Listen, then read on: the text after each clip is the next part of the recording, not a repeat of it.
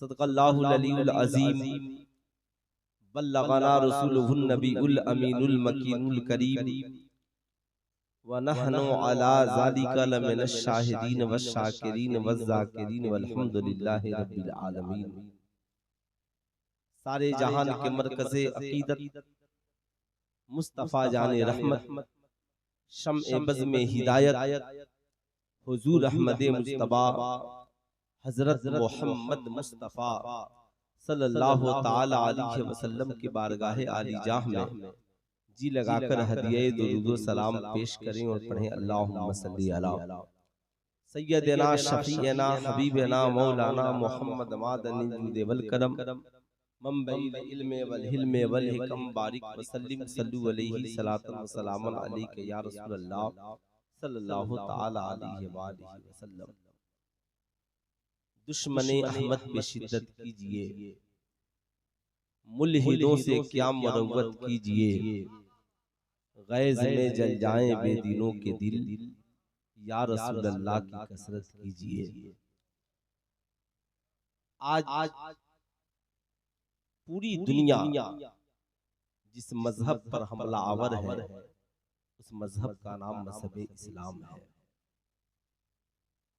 आज पूरी दुनिया के कुफ्र मिलकर ये चाहते हैं कि इस्लाम को सफ़े हस्ती से मिटा दिया जाए। आज यहूदियत से लेकर नसरानियत तक, ईसाइयत से लेकर हुनूदियत तक, हर मरतबे फिक्र के लोग अपनी हैसियत के मुताबिक कभी नबी के किरदार पर हमला आवर है, कभी इस्लाम की हक़ानियत पर हमला आवर है, कभी कुरान की अजमत पर हमला आवर है, कभी मुसलमानों को टोपियां पहनाकर कुर्ता पैजामा पहनाकर अपनी मजलिसों में बुलाकर इस्लाम पर हमला आवर है। जमाना चाहता है इस्लामी किरदार, इस्लामी तहजीब, इस्लामी कल्चर को मिटा दिया जाए। ऐसे पुरफतन माहौल में मुसलमान भी अपने किरदार की अगर हिफाजत न करें, हमारी कौम की बेटियां अपने कैरेक्टर की हिफाजत न करें, हमारी कौम के वालिदैन अपने बच्चों की इस्लामी तरबियत न करें, हमारे इन जलसों के स्टेज से हमारी कौम की इस्लाह और ईमानो अकीदे के तहफ़्फ़ुज़ की बात न हो और हमारी तबीयत अगर इसमें न लगे, तो डॉक्टर इकबाल ने कहा अल्लाह ने उस कौम की हालत नहीं बदली, न हो एहसास जिसे खुद अपनी हालत के बदलने का। आज हमारी बेटियों के सरों से दुपट्टा सरक जाए, बाप को फिक्र नहीं है। आज हमारी बेटियां लिबास पहनकर नंगी नजर आए, माओ को फिक्र नहीं है। आज हमारे बच्चे कान में बाली पहने, बाप को फिक्र नहीं है। आज हमारा बेटा हाथ में कड़ा पहने, बाप को फिक्र नहीं है। बेटा शराब खाने जाए, बाप को फिक्र नहीं है। बेटा जुए का बाजार गर्म करे, बाप को फिक्र नहीं है। फज्र की आजान हो और हमारी औलादे मस्जिदों तक न पहुँचे, हमें फिक्र न हो। जब समाज इतना बिगड़ जाए, बुराई का बोलबाला हो जाए, इंसान की फिक्र मबहूत हो जाए, इंसान की अक्ल काम न करे, इंसान हलाल को हलाल समझना और हराम को हराम समझना छोड़ दे, जब पूरा समाज बुराई में मुलव्विस हो जाए, तो इमाम गजाली लिखते हैं एक जमाना आएगा, अल्लाह के नबी ने फरमाया कि लोग अपने घरों में पूरी रात गुनाहों में गुजार देंगे, गुनाहों की वजह से उनके घरों को इंसानों समेत जमीन में धंसा दिया जाएगा। सुबह को बस्ती के लोग पूछेंगे, बता यहाँ पर एक मकान था, कहाँ चला गया? इंसान का पता नहीं होगा, मकानों का पता नहीं होगा। ऐसा न हो, वो जमाना भी बहुत करीब आपको देखने को मिलेगा। आपने देखा होगा आज जहाँ जिनकी बातें सच नहीं है, जिनका किरदार सच नहीं है, जिनका पूरा मामला झूठ का बाजार गर्म है, वहाँ लोगों की इतनी भीड़ के सांस लेना मुश्किल है। मगर जहाँ कुरान की बात हो रही है, जहाँ हदीस मुस्तफा की बात हो रही है, जहाँ से सच्चाई का ऐलान किया जा रहा है, आज हमारी कौम के शहजादे और शहजादियों को वैसी मजलिसों में तबीयतें नहीं लगती। हम साहब आते हैं, अपनी जरूरत के मुताबिक बैठते हैं और फिर अपने घरों को चले जाते हैं। लेकिन जरा उनसे पूछिए जिनका पिंडाल 50 बीघा में लगा है और एक पांव रखने की जगह बाकी नहीं है, पूरा मामला झूठ का बाजार गर्म है।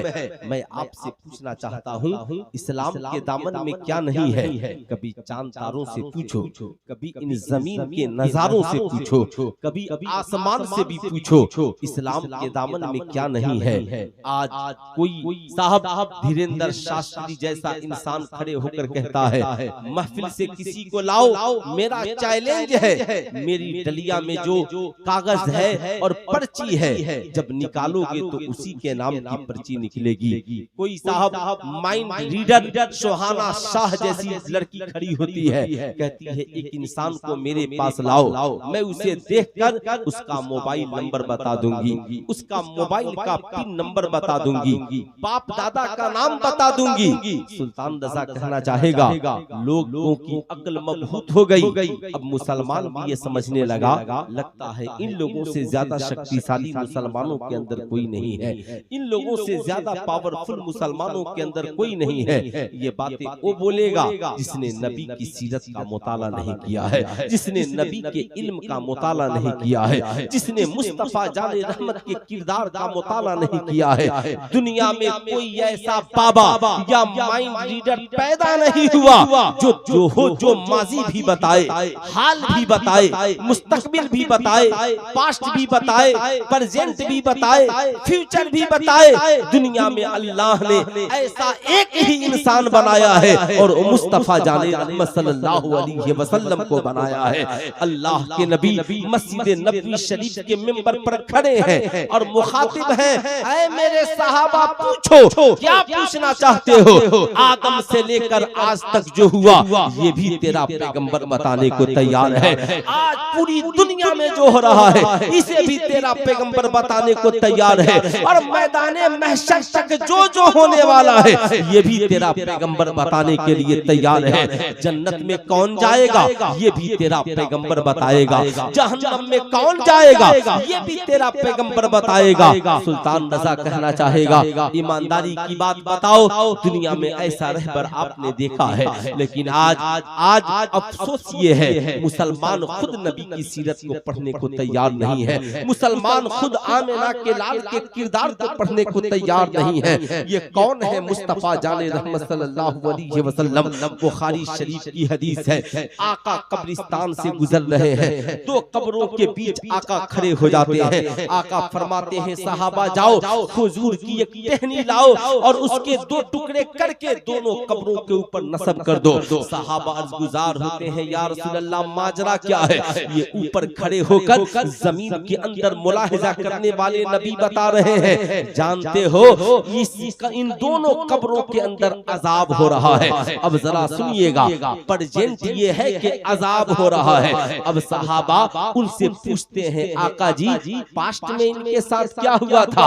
अब आका फरमाते हैं, सहाबा ने पूछा, या रसूल अल्लाह अजाब हो रहा है, ये बात तो समझ में आ गई, मगर अजाब हो क्यों रहा है? अब आका जिनका प्रेजेंट बता रहे हैं उनका पास्ट भी आका बता रहे हैं। जानते हो इसकी वजह क्या है? इनमें का एक इंसान वो है जो पेशाब के छींटे से नहीं बचता था और दूसरा वो है जो चुगली किया करता था।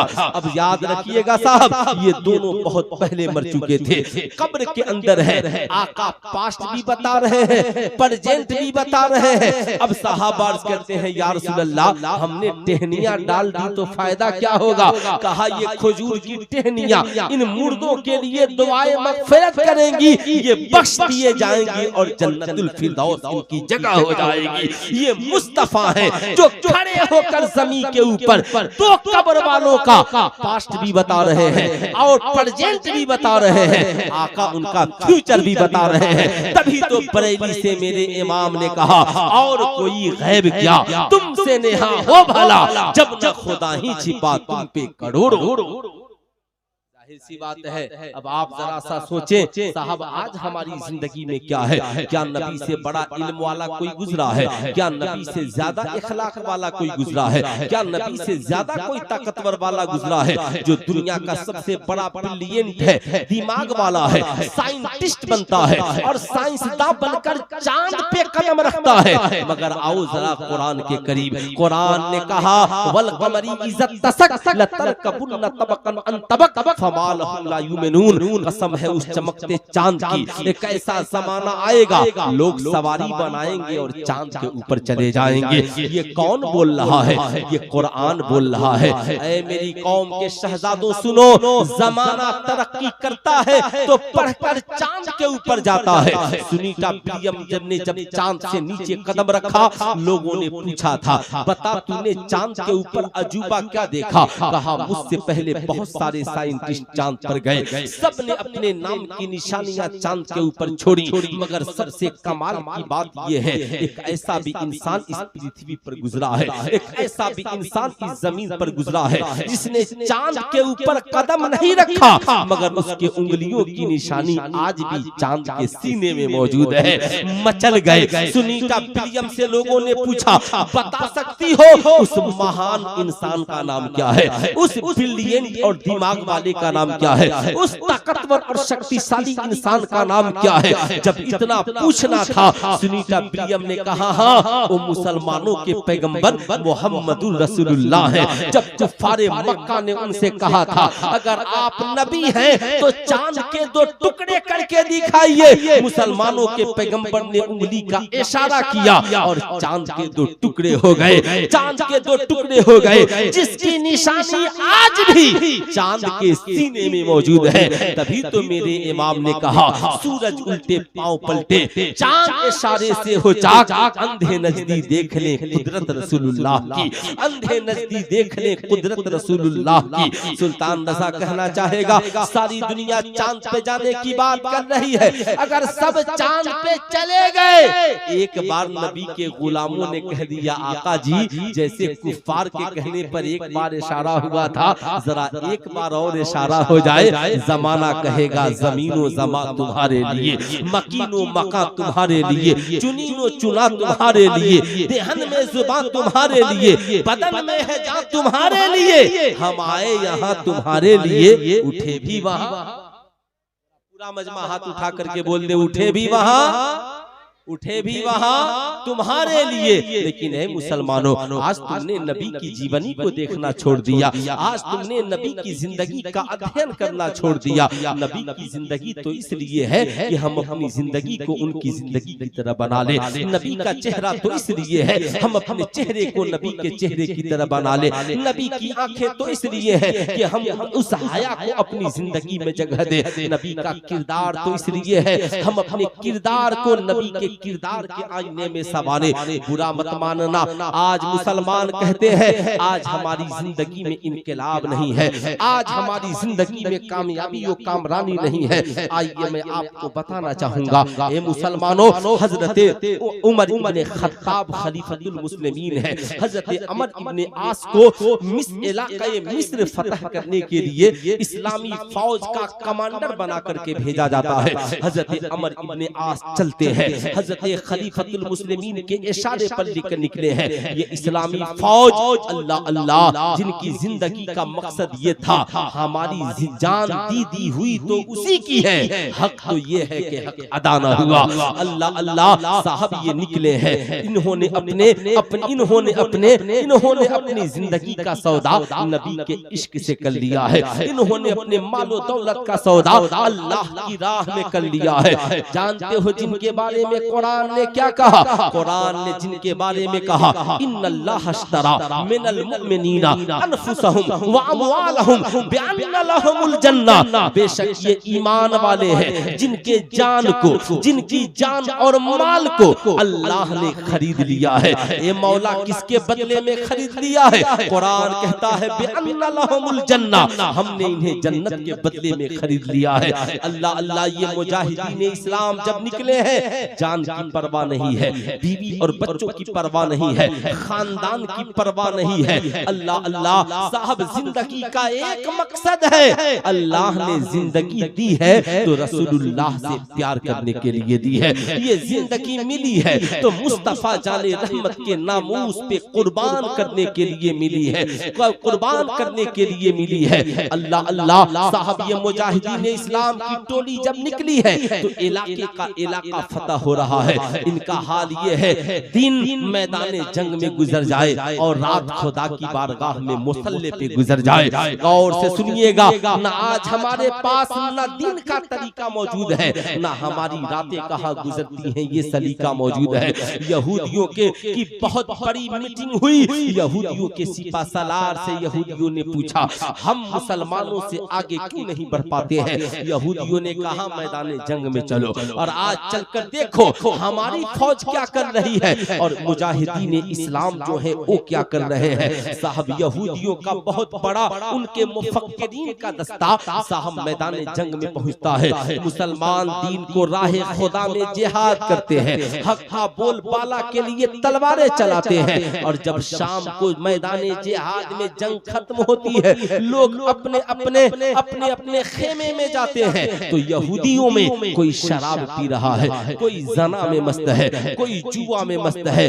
रात भर शराब, शबाब, जना और जुआ में गुजार रहे हैं। इधर जब उन्होंने देखा मुजाहिदीन इस्लाम अपनी तलवार की सफाई करके अपने म्यान में डालकर रखते हैं और बाउजू होकर कोई मुसल्ला बिछाकर कोई सजदे में गिरा है, कोई रुकू कर रहा है, कोई कयाम कर रहा है, कोई कुरान की तिलावत कर रहा है। पूरी रात खुदा की इबादत में गुजर रही है। मुजाहिदीन इस्लाम का जो चीफ है हजरत अमर इब्ने आस, अल्लाह अल्लाह खुदा की बारगाह में दुआ कर रहे हैं, मालिक मौला हमारी लश्कर को कामयाब कर दे, हमारी तलवारें नीचे न होनी पाए, मुजाहिदीन इस्लाम को जज्बा दे दे। यहूदियों के मुफक्किर ने कहा, तुमने देख लिया तुम्हारी कौम पूरी रात शराब, जना और शबाब और जुए में गुजारती है, इसलिए सुबह को तुम्हारी कौम लड़ने के लायक नहीं होती।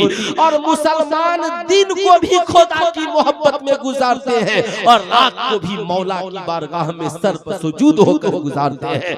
आज बताओ मुसलमानों, तुम रहमत इलाही के मुतलाशी हो, तुम रब्बे कदीर की अता के मुतलाशी हो।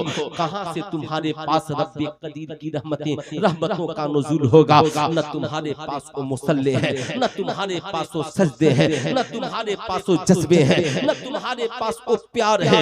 यहूदियों ने अपने मुफक्किरीन से कहा, फिर क्या किया जाए, हम अपनी कौम को कैसे संवारे? कहा, देखो यहूदियत में शराब पीना मना नहीं है, जना करना मना नहीं है, जुआ खेलना मना नहीं है, इसलिए हम अपनी कौम को संवार तो नहीं सकते, अलबत्ता एक काम कर सकते हैं। कहा, वो एक काम क्या कर सकते हैं? कहा, मुसलमानों को चाहे तो हम अपनी तरह बना सकते हैं। कहा, मुसलमानों को अपनी तरह बनाओगे? कहा, हाँ, आज से कोशिश जारी करो, हम मुसलमानों को अपनी तरह बनाएंगे। उनके सर पे जो अमामा है उतर जाएगा, उनके चेहरे पे जो दाढ़ियां हैं खत्म हो जाएंगी, उनके जिस्म पे जो इस्लामी लिबास है ये उतर जाएगा, उनके बाजुओं में जो तलवार की चमक है ये खत्म हो जाएगी। याद रखना, कुरान की तिलावत का ज़ौक़ खत्म हो जाएगा, उनके घरों में कोई मुसल्ला बिछाने वाला नहीं होगा।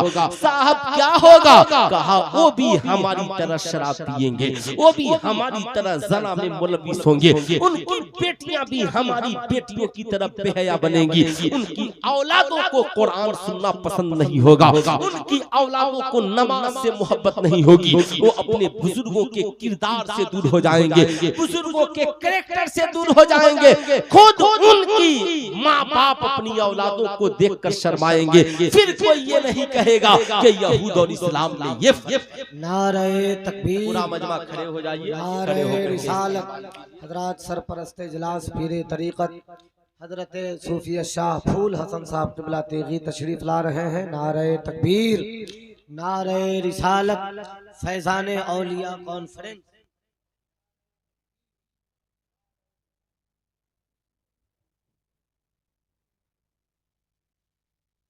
दस्ती की बात नहीं है, कोई जबरदस्ती की बात नहीं है। पीछे वाले आप लोग सुनना चाहते हैं, जो लोग पीछे बैठे हो भी जरा हाथ उठाकर बोल दे। बात तो बहुत बुरी लग रही होगी, लेकिन थोड़ी सी, हाँ माशाल्लाह सुनना चाहते हैं ना, तो जरा सा है ना 2-4 कदम चल करके आगे आ जाइए। ये जो कुर्सियां खाली है ना, इसे पूरी कर लीजिए। माशाल्लाह आप नबी की महफिल को खूबसूरत बनाएंगे, मौला आपकी जिंदगी को खूबसूरत बना देगा। अब जरा गौर से सुनिएगा। यहूदियों ने कहा मैं इस पे तबसरा करूंगा, बताऊंगा यहूदियों ने क्या कहा। यहूदियों ने कहा मुसलमानों के खिलाफ मिशन तैयार करो, आज नहीं हमारा ये मिशन 100 साल बाद काम करेगा। मुसलमानों के पास तो अभी कोई मिशन ही नहीं है, और हमें मिशन बनाने की जरूरत नहीं। हमारे पास मिशन तो 1400 साल पुराना है। हमें रसूलुल्लाह के मिशन पे चलने की जरूरत है, हमें औलियाए किराम के मिशन पे चलने की जरूरत है, हमें सहाबाए किराम के मिशन पे चलने की जरूरत है। हमें अलग से कोई नया मिशन बनाने की जरूरत नहीं। मुसलमानों को मुस्तफा जाने रहमत की सुन्नत को जिंदा करने की जरूरत है।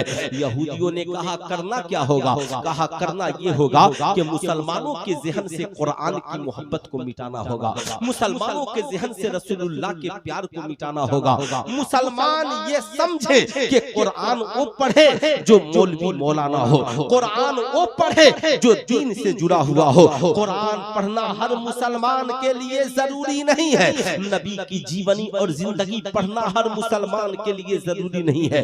मुसलमानों को ये समझाना होगा दाढ़ी रखना हर मुसलमान के लिए जरूरी नहीं है, टोपी और कुर्ता पैजामा पहनना हर मुसलमान के लिए जरूरी नहीं है। मुसलमानों की बेटियों को बताना होगा कि नकाब पहनना, हिजाब में रहना, इस्लामी कल्चर और तहजीब को सीखना हर मुसलमान औरत के लिए जरूरी नहीं है। अब साहब जानते हैं क्या हुआ, कहा मिशन बनाओ, मुसलमानों को कहो, मुसलमानों को समझाओ। कहा समझाया कैसे जाएगा, मुसलमानों को कुरान से दूर कैसे किया जाएगा।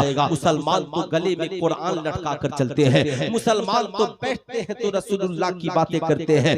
उन यहूदियों ने कहा था मालूम है हमें उनके घर में जाना होगा। कहा घरों में कैसे जाओगे, कहा ऐसी मशीन बनाओ हमारी आवाजें उनके कानों तक पहुंच जाए। यहूदियों ने सबसे पहले रेडियो को वजूद बख्शा, और रेडियो के जरिया तरह तरह के सीरियल प्रोग्राम और चैनल लाए। कहा कुरान की बोली सुनते हो, आओ हमारे पास, हम तुझे बीबी भारती देंगे, हम तुझे BBC लंदन देंगे। आज नतीजा क्या निकला, वो मुसलमान जो कुरान पढ़कर कहते थे अल्लाह ने कुरान में ये कहा है इज़ा ज़ुलज़िलतिल अर्दु ज़िलज़ालहा व अखरजतिल अर्दु अस्क़ालहा व क़ालल इंसानु मा लहा। एक वक्त आएगा अल्लाह जमीन को हिला देगा, जमीन अपने खजाने को उगल देगी। क़ालल इंसानु मा लहा, लोग एक दूसरे से मिलेंगे तो कहेंगे ये क्या हो गया है। जानते हैं साहब मुसलमान भूल गए कि कुरान ने क्या कहा है। अल्लाह के नबी ने फरमाया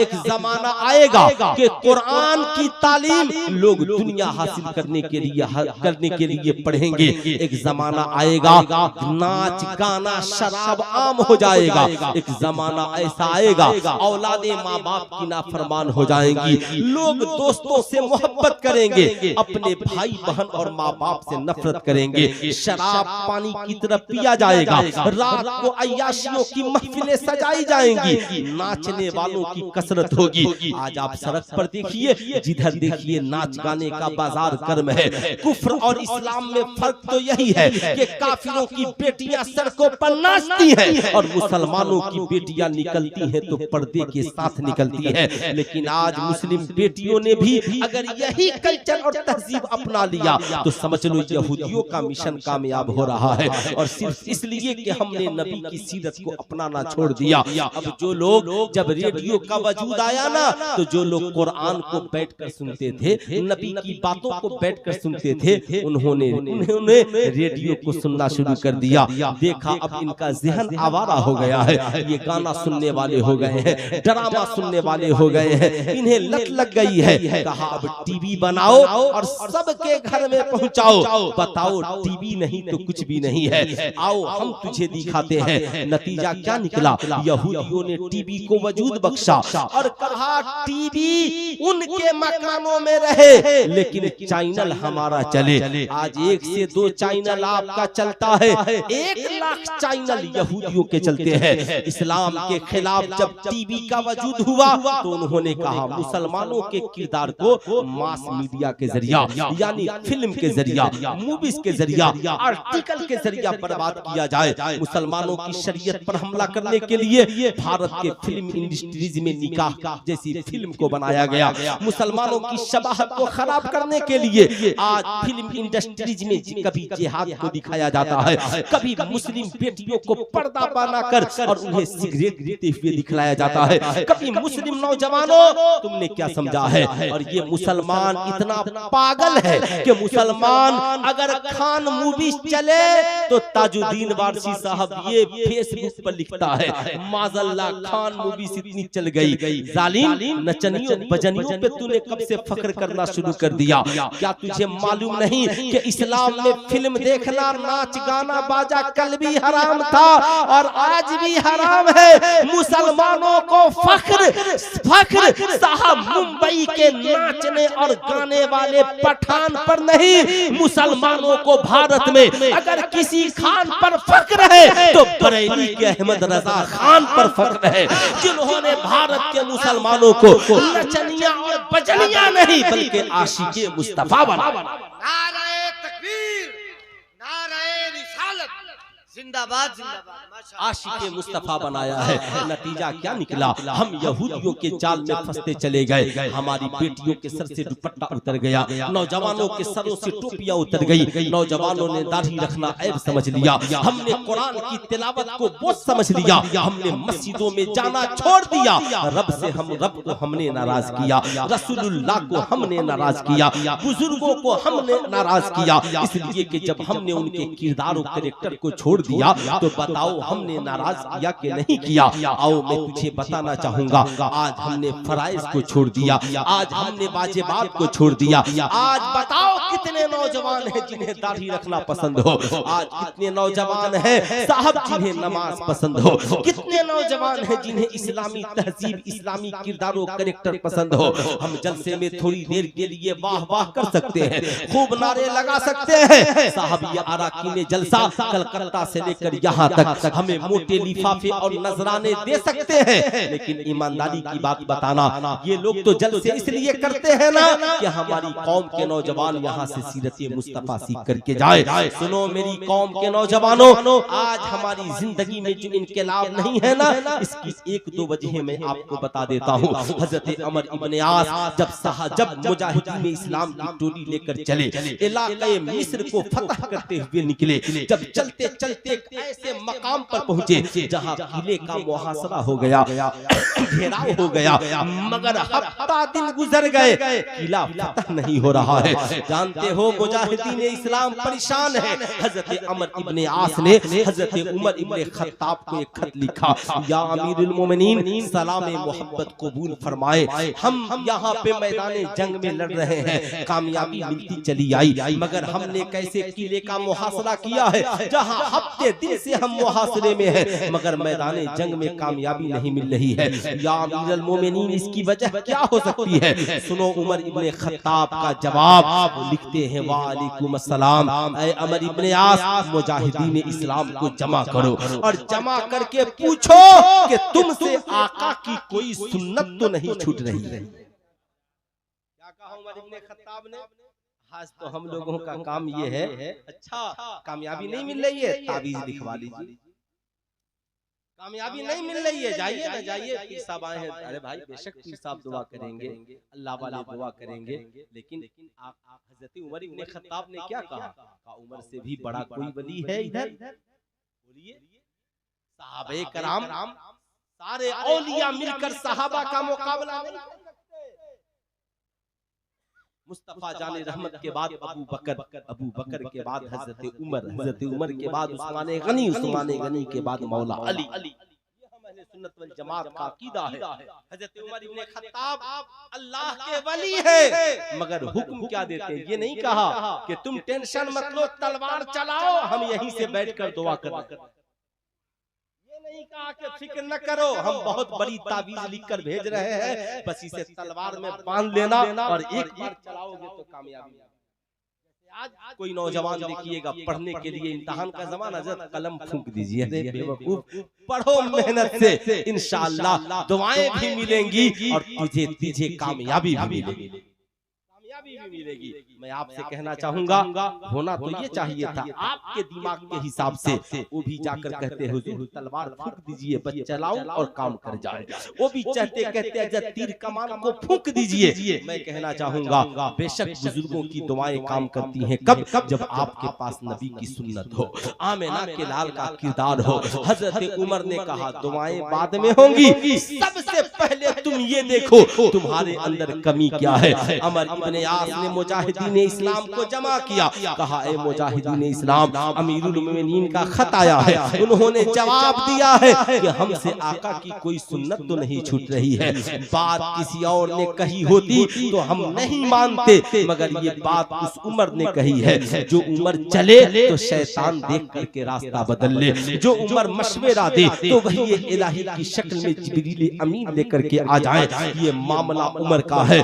बताओ हम में कौन है, क्या हमने नबी की किस सुन्नत को छोड़ दिया है। मुजाहिदीन इस्लाम आपस में सर जोड़कर बैठ गए, कोई अपनी दाढ़ी को देख रहा है, कोई अपने लिबास को देख रहा है, कोई अपनी निगाह को देख रहा है, कोई अपनी टोपी को देख रहा है, कोई अपने अमामा को देख रहा है। कोई कह रहा है यार मुझे तो बड़ी नहीं हो गई है, कोई कह रहा है नाखून तो बढ़ नहीं गए हैं, कोई कहता है जरा पैजामा देख लिया जाए। सब देखकर कहते हैं हमारी इब्ने आस, हम तो आका की हर सुन्नत पे अमल कर रहे हैं। हाँ, हमने वक्त की कमी की वजह से मिसवाक करने में कमी कर दी, मिसवाक करने में कमी कर दी है, कमी कर दी, ऐसा नहीं कि छोड़ दिया, कमी कर दी है। हम हर नमाज के वक्त जंग में मसरूफियत की वजह से मिसवाक नहीं कर पाते हैं। अमर इब्ने आस ने कहा एक काम करो, आज जब सुबह हो तो पहला काम यह है कि हम सब बैठकर मिसवाक करेंगे। साहब मुजाहिदीन इस्लाम ने मिसवाक का इंतजाम किया। इधर फज्र की आजान होती है, मुजाहिदीन इस्लाम मिसवाक लेकर दरिया किनारे जमा हो गए, मिसवाक करने लगे। दुश्मनान इस्लाम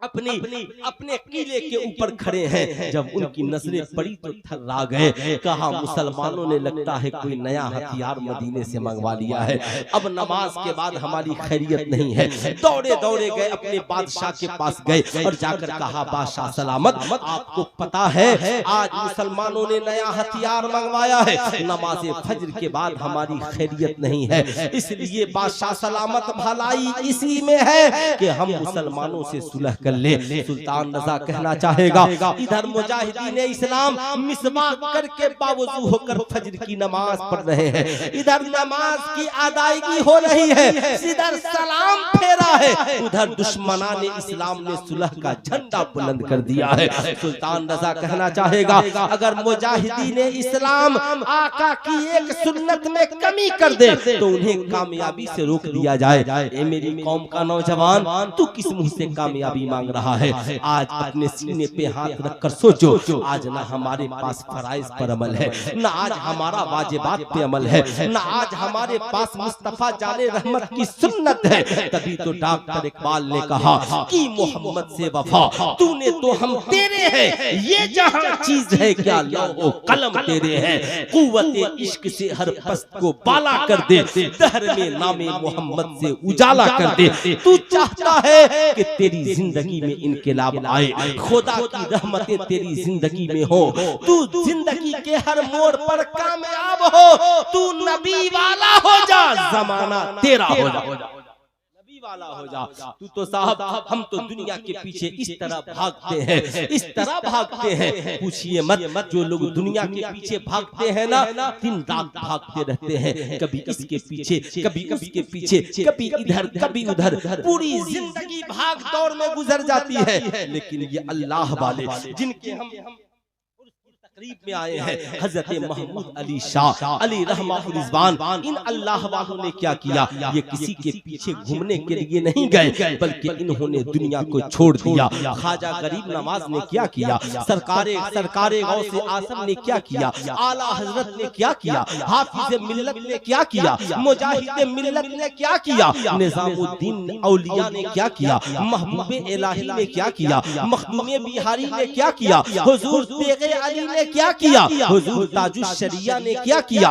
ये दुनिया के पीछे नहीं पड़े, बल्कि इन्होंने अपनी जिंदगी को खुदा के हवाले कर दिया, अपनी जिंदगी को रसूलुल्लाह की सुन्नत से सजा लिया, अपने किरदार और कैरेक्टर को रसूलुल्लाह के किरदार और कैरेक्टर से सजा लिया। नतीजा ये निकला, ये रसूल वाले हो गए, ये खुदा वाले हो गए। जब ये रसूल और खुदा वाले हो गए तो सारी दुनिया इनके कदमों में आ गई। आज ईमानदारी से बताओ, जो जमाने के पीछे घूम रहा है वो हर रोज कार्यालय का चक्कर लगाता है। आज कौन मंत्री होगा जो गरीब नवाज के दर का चक्कर नहीं लगाता है? कौन भारत का इंसान होगा जो गरीब नवाज की चौखट पे हाजिरी नहीं देता है? साहब, जिसने अपने आप को दुनिया के सामने झुकाया वो झुकता चला गया, दुनिया के पीछे रह गया। मगर जिसने अपनी जबी को खुदा के सामने झुकाया, जिसने अपनी ख्वाहिशात को तोड़कर रसूलुल्लाह की ख्वाहिशात,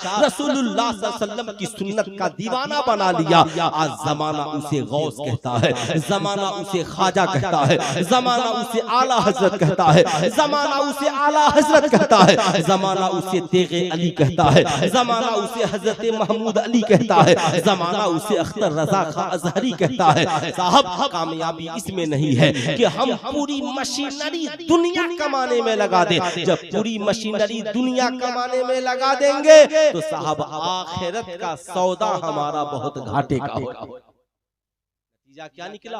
आज हमारी दुनिया भी हमारे हाथ से और आखिरत में जो रुसवाई होगी साहब, इसका कभी आपने सोचा नहीं होगा। आज हमारा किरदार हमसे छिन गया, आज हमारा कैरेक्टर हमसे छिन गया। नतीजा क्या निकला? हमारी बेटियां जना करती हुई नजर आ रही हैं, हमारे नौजवान शराब पीते हुए नजर आ रहे हैं, हमारे नौजवान जुआ खेलते हुए नजर आ रहे हैं। क्या मुसलमानों का यही किरदार होना चाहिए? क्या मुसलमानों का यही कैरेक्टर होना चाहिए? याद रखिएगा, जिंदगी को बामकसद बनाइए, शराब जना जुआ से तौबा कीजिए, गुनाहों से दूर होइए, आपस में रिश्तों को बहाल कीजिए। आज हमारे समाज में रिश्ते इस कदर टूट रहे हैं कि साहब पूछिए मत। आज बेटा माँ से अलग है, भाई भाई से अलग है, पड़ोसी पड़ोसी से अलग है।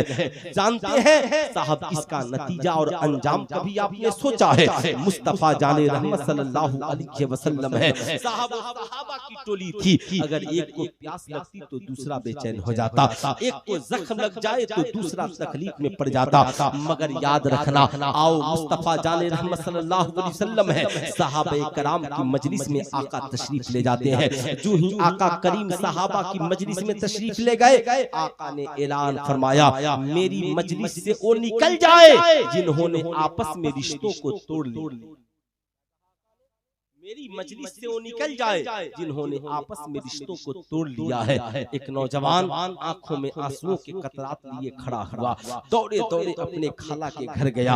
बहुत दिनों के बाद पहुंचा था, सलाम किया, कहा खाला। खाला ने जवाब दिया, कहा शहजादे कैसे आना हुआ? कहा आज आका करीम जलाल में है। आका करीम ने फरमाया, जिसने आपस में रिश्ते तोड़ लिए हो मजलिस से निकल जाए। खाला ने कहा, क्या तुझे नहीं मालूम कि मोमिन का जो रिश्ता मुनक़ता होता है, टूटता है, वो 3 दिन से ज्यादा का नहीं। यानी मोमिन अगर आपस में रिश्ता तोड़ता है तो 3 दिन से ज्यादा का नहीं। यहाँ तो मुसलमानों का हाल ये है, पार्टी पार्टी है, खानदान खानदान खेल रहा है, भाई भाई में नफरत की दीवार है, रिश्तेदार रिश्तेदार में नफरत की दीवार है।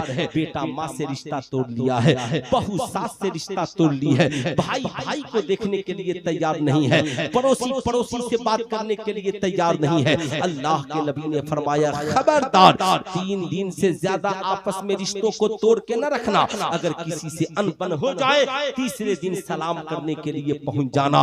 याद रखना जो पहले सलाम में पहल करेगा अल्लाह ताला जन्नत में उसके लिए महल तैयार कर देगा। वो जवाब दे न दे, पहली बार सलाम करना, न दे दूसरी बार सलाम करना, न दे तीसरी बार सलाम करना, अब न दे वापिस चले आना। अब इसका गुनाह उसके सर है। कल बरोज़े महशर उससे पूछा जाएगा बता बता तेरा दीनी भाई, ईमान वाला भाई, ईमानी रिश्ते का भाई तुझसे सुलह करने आया था, तूने सुलह क्यों नहीं की? तकब्बुर की वजह से, गुरूर की वजह से, मोच का गुरूर था, दौलत का गुरूर था, इल्म का गुरूर था, खानदान का गुरूर था। याद रखिएगा गुरूर किसी चीज का हो, चाहे इल्म का हो, तकवा का हो, परहेजगारी का हो, खानदान का हो, हस्बो नसब का हो, चाहे साहब जाहो हशमत का हो, कुर्सी का हो, मालो दौलत का हो, गुरूर किसी चीज का हो एक दिन उसे बर्बाद करके छोड़ता है। इसलिए जिंदगी में कभी तकब्बुर न करना, जिंदगी में कभी गुरूर न करना। तभी तो अल्लाह वाले कभी जमीन पे बैठ कर सजदा करते हैं, कभी साहब मिट्टी पे अपनी पेशानी को झुका देते हैं। कीचड़ जमीन पर है लेकिन नमाज का वक्त हो गया तो पेशानी को वहीं पर झुका दिया। साहब वो रब की रजा पर राजी है। लेकिन सुनो आज हमें तकब्बुर ने बर्बाद कर दिया है। चाहे वो आलिम हो, मौलाना हो, मुफ्ती हो, डॉक्टर हो, इंजीनियर हो, प्रोफेसर हो, बेटा हो, बेटी हो, समाज का आज पढ़ा लिखा अक्सर तबका गुरूर और तकब्बुर की आंधी से चकनाचूर है।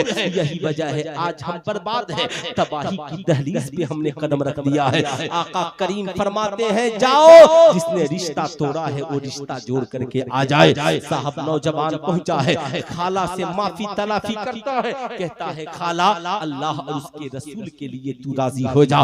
खाला राजी हो जाती है, कहती है शहजादे जा मैं तुझसे राजी हूँ, अल्लाह और उसके रसूल तुझसे राजी हो। शहजादे जा नबी को मेरा भी सलाम कहना। नौजवान दौड़े दौड़े आका की मजलिस में आता है, आका करीम मुस्कुराते हैं, नौजवान आकर सलाम करता है और खाला का सलाम पेश करके बैठ जाता है। आका ने पूछा नौजवान खड़े हो जाओ, बताओ जब मैंने ऐलान किया था जिसने रिश्ते तोड़े हो मेरी मजलिस से निकल जाए, तुम कहाँ गए थे? कहा आका जब आपने कहा रिश्ते तोड़ने वाले मजलिस से निकल जाए तो मेरा खाला से रिश्ता टूट गया था, कई सालों से बात नहीं होती थी। आका जी मैं अपने खाला को राजी करने के लिए चला गया था, दौड़े दौड़े गया था, फिर क्या हुआ? कहा मेरी खाला राजी हो गई और उसने कहा मैं राजी हूँ, अल्लाह उसके रसूल भी तुझसे राजी हो। आका जी उसने आपको सलाम कहा है। आका करीम मुस्कुराते हैं, फरमाते हैं मेरे सहाबा तुझे नहीं पता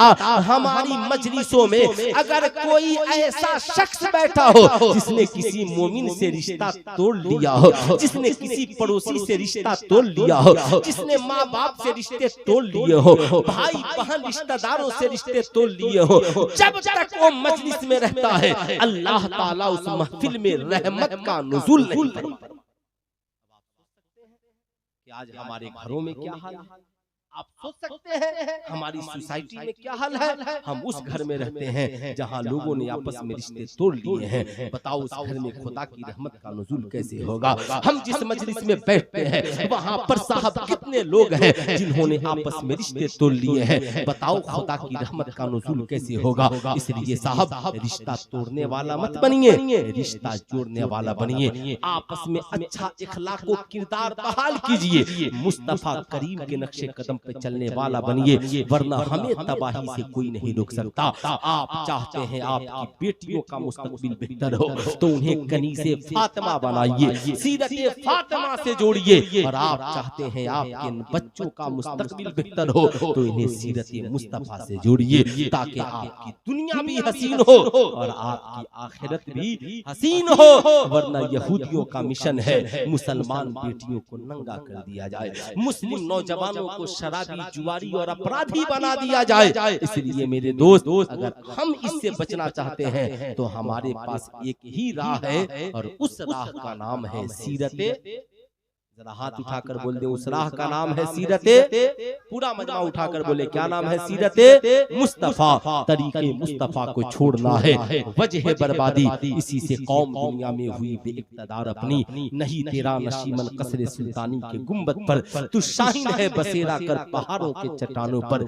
जिंदगी बाकी मुलाकात बाकी, इस मुख्तसर सी गुफ्तगू को अल्लाह कबूल फरमाए। पूरा मजमा मिलकर पढ़ लीजिए अस्तगफिरुल्लाह रब्बी मिन कुल्ली ज़ंबी व अतूबु इलैहि। पढ़ लीजिए ला इलाहा इल्लल्लाह मुहम्मदुर रसूलुल्लाह सल्लल्लाहु अलैहि वसल्लम।